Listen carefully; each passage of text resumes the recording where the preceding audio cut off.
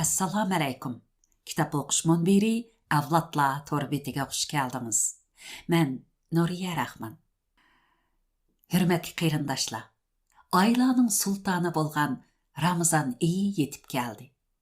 Men kitob o'qish munbiriga qarindoshlarimga ham qizim Dilfuruzga vakolatan dunyoning har qaysi joylaridagi musulmon qarindoshlarning, jumladan Uyg'ur qarindoshlarimizning bu qutlug' oyini chin dilimdan tabriklayman.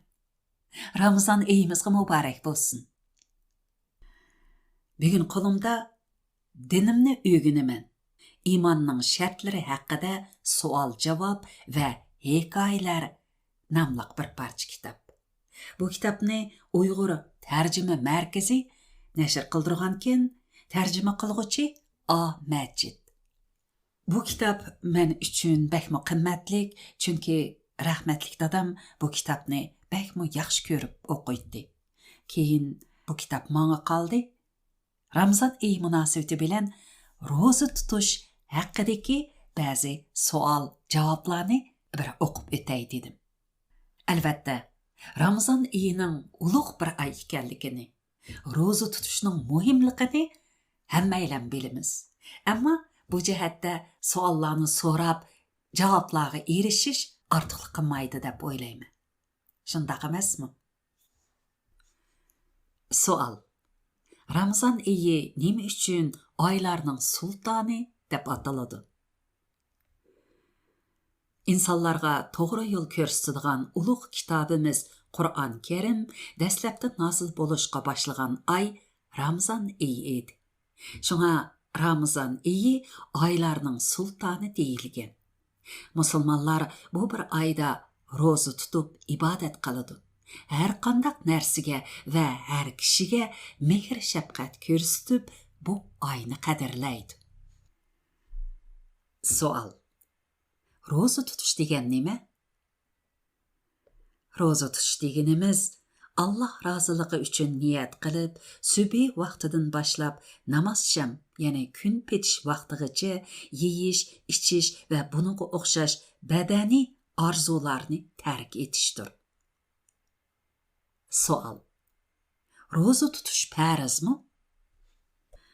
Ro'za tutish islomdagi 5 farzning biridir. Qur'on Karimda: "Ey mu'minlar, gunohlardan saqlanishinglar uchun sizlardan ilgarikilarga, ya'ni ilgariki ummatlarga ro'za farz qilingandek, sizlarga Ramazon ro'zasi farz qilindi." Sura Baqara 183-oyat. Ro'za tutish haqida payg'ambar alayhissalom Ramazon oyi kelganda jannat eshiklari ochiladi, jahannam eshiklari yopiladi, shaytonlar bog'lanadi degan. Ramazon oyi Qur'on nozil qilingan qadr kechisini o'z ichiga olgan eng sharafli oydir. Savol: ro'za tutish kimlar uchun farz? Birinchi, aqli o'sha joyida balog'atga yetgan musulmonlar uchun ro'za tutish farzdir. Garchi balog'atga yetmagan bolalar uchun ro'za farz bo'lmasa-mu, ammo ularni odatlantirish va qiziqtirish uchun ba'zida ro'za tutqizishning foydasi bor. Ro'za tutgan bolalarni ro'zaga omroq qilish uchun ularga hadiya berish yaxshi ishdir. Ikkinchi, teni sog'lom kishilarga farzdir. Uchinchi, safarga chiqqanlar, ya'ni yo'lovchi emas kishilarga farzdir.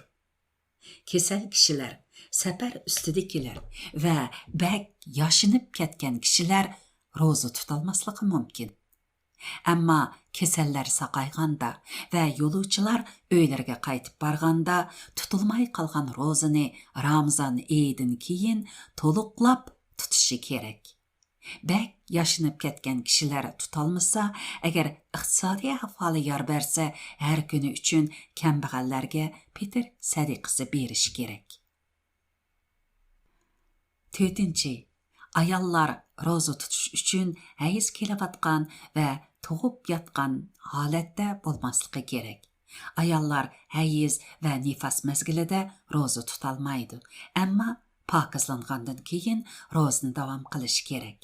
Tutalmay qolgan rozani Ramazon oyidan keyin bir kun uchun bir kun to'liqlab tutadi. Savol: niyat qilmay roza tutsa bo'lamdi? Roza tutish bir ibodat bo'lganligi uchun niyat qilmay roza tutqili bo'lmaydi. Savol: rozaga qanday niyat qilamiz? İftarda yoki kecha suhurda o'rnimizdan turganda niyat qildim Alloh roziligi uchun atki Ramazon rozasini tutishga deb niyat qilamiz. Savol: niyatni cho'qim tili bilan so'zlash shartmi? Qalbimizda roza tutadiganligimizni bilishimiz va o'ylashimiz niyat uchun kifoya. Til bilan so'zlasak texmi yaxshi. Zo'rliqqa o'rnimizdan turishimizning o'zimi niyatga hisoblanadi. Savol: roza tutish kun bo'yi och qilish deganlikmi? Yo'q, roza tutish kun bo'yi och qilish deganlik emas. Rozador kishi bo'libmi Ramazon oyida ko'zini, quliqini, tilini, qo'lini va putini yomon ishlardan yiroq tutish lozim. Ilm setimda to'g'ri, durust bo'lishi, yolg'on gap qilmasligi, yolg'on qasam qilmasligi lozim. Ishlaganda cho'nglarga hurmat, kichiklarga shafqat qilishi, yo'qsullarga yordam qilishni unutib qolmasligi kerak. Savol: roza tutish orqali qo'lga keltirgan yaxshi odatlar qaysilar?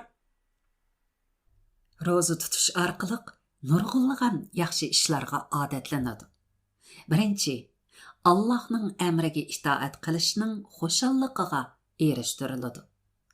Ikkinchi, ochliqqa va jafo mushaqqatlarga bardoshlik berish kuchini oshiradi. Sabrchanlikni o'rgatadi. Uchinchi, roza tutish jarayonida qo'limizda bor bo'lgan ba'zi ne'matlardan ma'lum mazgil foydalana olmaymiz. Bu orqali ushbu ne'matlarning qadriga texmi yetamiz va ularni isrof qilmaydigan bo'lamiz. To'rtinchi, roza orqali atrofimizdagi kishilar bilan bo'lgan munosabatimiz yaxshilanadi. Birlikda zuhurlik yeyish, iftor qilish va jamoat bo'lib tarvih namozi o'qish qatorliqlar atrofimizdagilarga va oilaviy hayotimizga xushallik elib keladi. Urug' tuqqanlarimiz, qo'lim qo'shnilarimiz va do'st birodarlarimizni iftorga chaqiramiz va bu orqali bolalar bir yerga jam bo'lib o'zaro tanishadi va go'zal aslamalar bilan cho'ng bo'ladi. Ondan boshqa Ramazon oyi mehr shafqat ko'rsatadigan, afu qiladigan bir oy bo'lganligi uchun o'zaro ko'ngil og'riqi, uch adovatlar yo'qoladi. Kishilar Allohning mag'firatini umid qilishib, bir-birini afu qilishadi. Gaplashmaydiganlar yarashib qoladi. Shunday qilib, atrofdagilar bilan yaxshi munosabat o'rnatiladi. 5. Roza tutish orqali ochliq va ussizlikning ta'mini tetalaymiz. Shunday qilganda yo'qsul kishilarning holini texmi yaxshi tushunib, ularga yordam qiladigan bo'lamiz. 6. Bu oy saxovat oyidir. Bu oyda zakot va fitr sadiqasi beramiz. Yaxshi ishlarni qilishga tirishimiz. Bu orqali jamiyatdagi kishilar o'zaro tanishadi va hamkorlashadi. 7. Bir yil ichida erib ketgan oshqozon, yurak va boshqa a'zolarimiz roza tutish sababi bilan ozroq bo'lsa-mu dam elib oladi. Roza badanimizda yig'ilib qolgan ortiq yog'larning erishiga yordam beradi. Oldimizga uchraganligi narsani yeb ichadigan odatni tashlatqizadi. Yeb ichishimiz tartibli bo'ladi. Bu bizning salomatligimizga foydali. 8. Roza bütün a'zolarimiz qatnashgan bir ibodatdir. Tamaq yemaslik bilan ishki a'zolarimiz, yomon ishlardan yiroq turish bilan menga ko'z, quloq, qo'l, put qatorliq a'zolarimiz ibodat qiladi.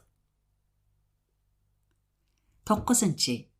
Roza insonlarning axloqini go'zallashtiradi, insonni kamollaştıradi, kamtar qiladi va takabburlik, haqovrlik qatorliq yomon xu'ylardan uzoqlashtiradi. Savol: roza tutqanlarga qanday mukofot bor? Payg'ambar alayhissalom mundaq degan: Alloh deydi-ki, odam bolalarining qilgan ishlari hammasi o'zi uchundir. Ammo roza buningdan mustasno. Chunki rozani men uchun tutadi. Shunga uning mukofotini o'zim beraman. Roza ma'naviy qalqondir. Sizlardan kimki rozada bo'lsa, adab, tarbiyaga yot so'z harakatlarni qilmasin. Tovlab, chirqarab yurmasin. Biri uni tillasa yoki urushsa, men rozadar, roza tutyapman desin. Allohga qasam qilamanki, rozadarning og'zi Allohning nazarida mushki anbardan xushpuroqdir. Rozadar uchun ikki xushallik bor. Biri iftar qilganda rahatlanib xushal bo'ladi. Yana biri Rabbining huzurida rozasi bilan huzurlanib xushal bo'ladi. Qur'on bilan roza qiyomat kuni mo'minlarga shafoatchi bo'ladi. Ularning jahannamdan yiroqlashib, jannatga kirishiga sababchi bo'ladi. Hurmatli anglarman qarindoshlar, Ramazon oyi haqidagi savol javoblarni mushunchalik o'qib beray. Payg'ambarimiz Muhammad sallallohu alayhi va sallam mundaq degan ekan: mollaringlarni zakot bilan qo'g'danglar, kasalliklaringlarni sadaqa bilan qo'g'danglar, balo qazoga duo bilan taqobil turinglar. Oxirda dangliq shoirimiz marhum Abdurim O'tkirning muni ruboisini o'zinglarga sunay. Duo qilsa har vaqt mo'min musulmon, tilaydi do'zaxdan bo'lmoqni aman. Va lekin do'zaxning o'zi aytarmish: men o'zim qo'rqaman nadondan yomon. Hurmatli qarindoshlar, Ramazon oyinglarga muborak bo'lsin. Ramazon oyida roza tutadigan qarindoshlarning rozalarining xayrli bo'lishiga ham qabul bo'lishiga tilakdoshman. Har xil sabablar tufaylidan roza tutolmaydigan yoki tutmaydigan qarindoshlarga ham omon esanliklar tilayman. Mikrofon oldida Nuriya Rahman. 2026 yili Ramazon. Allohga omonat.